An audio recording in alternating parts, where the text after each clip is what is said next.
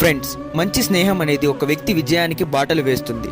మిత్రుడు తోడుంటే ఆయుధం ధరించినంత ధైర్యంగా ఉంటుంది. పురాణాల ప్రకారం చూసుకుంటే కర్ణుడు దుర్యోధనుడి స్నేహం నేటి తరం స్నేహితులకి ఆదర్శమే. కర్ణుడు తనను గౌరవించిన దుర్యోధనుడికి ప్రాణమైనా ఇస్తానని మాట ఇస్తాడు. కురుక్షేత్ర యుద్ధం జరుగుతుండగా ఒక రోజు రాత్రి శ్రీకృష్ణుడు కర్ణుడి దగ్గరికి వచ్చాడు. అది చూసిన కర్ణుడు, కృష్ణ ఏంటి ఇంత రాత్రి వేళ వచ్చావు అన్నాడు. అప్పుడు కృష్ణుడు కర్ణుడికి తన జన్మ రహస్యం గురించి చెప్పి నువ్వు పాండవుల పక్షానికి రమ్మని కోరుతాడు. అప్పుడు కర్ణుడు చిన్నగా నవ్వి, నేనెవరిననేది నాకు తెలుసు. పాండవులు నన్ను అవమానించినప్పుడు నేనెవరో తెలియకుండానే దుర్యోధనుడు నా దగ్గరికి వచ్చి కౌగిలించుకుని అంగరాజ్యానికి రాజుని చేసి నాటి నుంచి నేటి వరకు తన సర్వసుఖాలను పంచాడు. అయినా కృష్ణ, దుర్యోధనుడు, భీష్ముడు, ద్రోణాచార్యుడు వంటి బలవంతులు ఉన్నా వాళ్ళను నమ్ముకుని యుద్ధానికి దిగలేదు. నన్ను ఒక్కడిని నమ్మి యుద్ధానికి సిద్ధపడ్డాడు. అటువంటి మిత్రుడికి నమ్మక ద్రోహం చేయలేను. నా తల తెగిపడినా సరే మిత్రుడితోనే ఉంటాను అని కృష్ణుడి దగ్గర సెలవు తీసుకుంటాడు. అది నిజమైన స్నేహం అంటే.